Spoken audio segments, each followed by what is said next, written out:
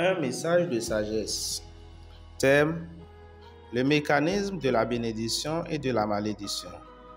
Bien-aimés, quand nous parlons de mécanisme de la bénédiction ou de la malédiction, nous parlons d'un processus par lequel Dieu ou le diable affecte votre âme pour provoquer une réalité dans votre vie.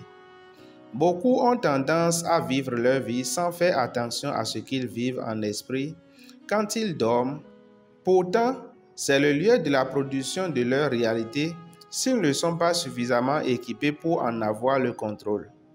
La Bible dit dans Hébreux 11, verset 3, « De sorte que ce que l'on voit n'a pas été fait par de choses visibles. » En effet, l'être humain est composé de trois parties, le corps, l'âme et l'esprit. L'esprit vient de Dieu, le corps est tiré de la terre par Dieu, et l'âme est le résultat de la rencontre de ces deux premières parties. En effet, l'esprit en l'homme dégage suffisamment d'énergie pour rendre la vie au corps de l'homme, et cette énergie vivante l'âme, et c'est cette énergie vivante l'âme qui alimente le corps des réalités qu'il peut vivre. L'esprit donc influence l'âme, et l'âme influence le corps ou les réalités physiques que l'homme peut vivre. Si donc l'âme de l'homme peut vivre certaines réalités positives, son corps les vivra aussi. Dans le cas contraire, si son âme vit des réalités négatives, son corps les vivra aussi.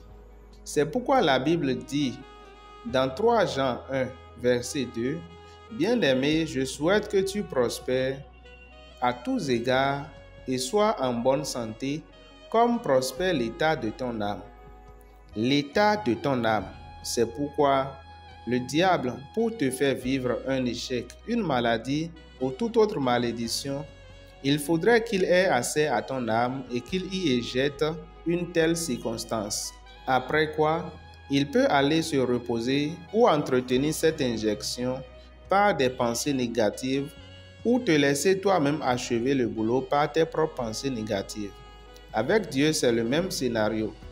Pour te bénir, il faudra qu'il ait accès à ton âme et qu'il y éjecte une telle réalité.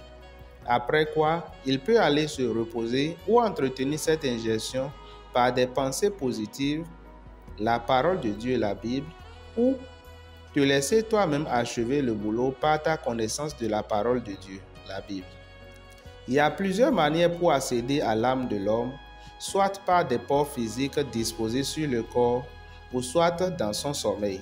Les portes physiques sont tous organes greffés sur le corps de l'homme et qui donnent accès à son intérieur et qui permet à son intérieur aussi d'accéder à son extérieur.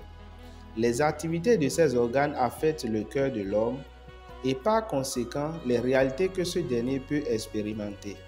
Autrement dit, quand tu regardes ou quand tu émets des imaginations, quand tu écoutes, quand tu parles, etc., tu affectes d'une manière ou d'une autre ta réalité. Celui qui est au contrôle des ports physiques, c'est l'homme. Toutes les informations que l'homme accepte réellement dans son cœur deviennent sa réalité. Vous lirez dans Ecclésiastique 38, verset 10, « Renonce à tes fautes, garde tes mains nettes, de tout péché purifie ton cœur. » Autrement dit, la Bible exhorte à faire de la parole de Dieu les réalités de son cœur, l'âme. Si c'est fait, les bénédictions de Dieu seront une réalité dans nos vies. On peut lire aussi dans Josué 1, verset 8, « Que ce livre de la loi ne s'éloigne point de ta bouche, médite-le jour et nuit pour agir fidèlement selon tout ce qui est écrit, car c'est alors que tu auras du succès dans tes entreprises, c'est alors que tu réussiras. » En d'autres termes, ce que tes imaginations conçoivent les yeux, que ta bouche confesse et que ton cœur accepte, tu en fais ta réalité physique. C'est ainsi que le chrétien s'engage dans la transformation de sa vie par la parole de Dieu.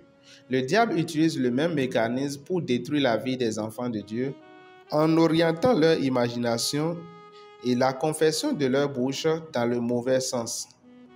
C'est le mécanisme de la bénédiction et de la malédiction quand l'homme est en éveil. Quand tu dors d'office, tu te retrouves en esprit. Ainsi, tu es exposé à Dieu ou au diable. Ceux qui prédominent en esprit sont ceux qui ont un esprit assez cultivé pour cela, ou ceux qui sont pilotés par un esprit assez fort pour leur donner la domination en esprit.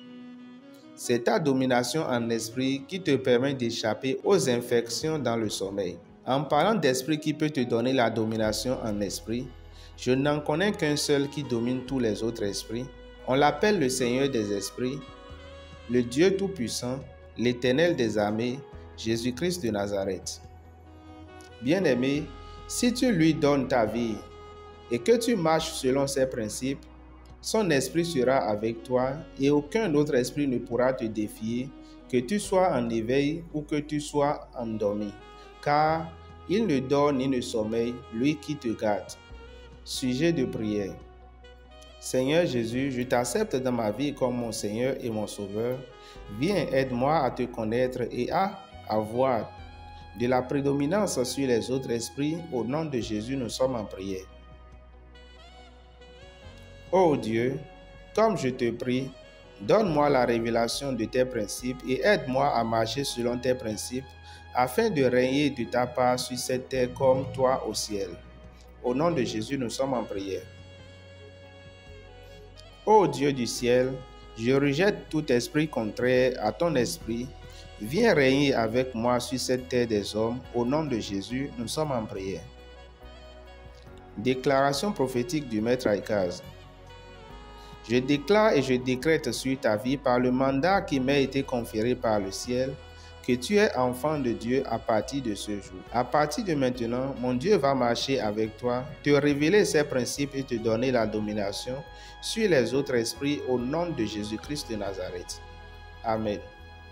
Pour tout renseignement et toutes vos préoccupations, ou pour apporter un soutien que ce soit à la chaîne Wisdom TV ou à l'apôtre, veuillez nous contacter sur le numéro de téléphone +229 56 13 52 00, disponible en appel, télégramme, SMS et WhatsApp. Pour être régulièrement informé de nos actualités, veuillez vous abonner à notre chaîne YouTube, Facebook et Telegram nommée Wisdom TV. Soyez abondamment bénis.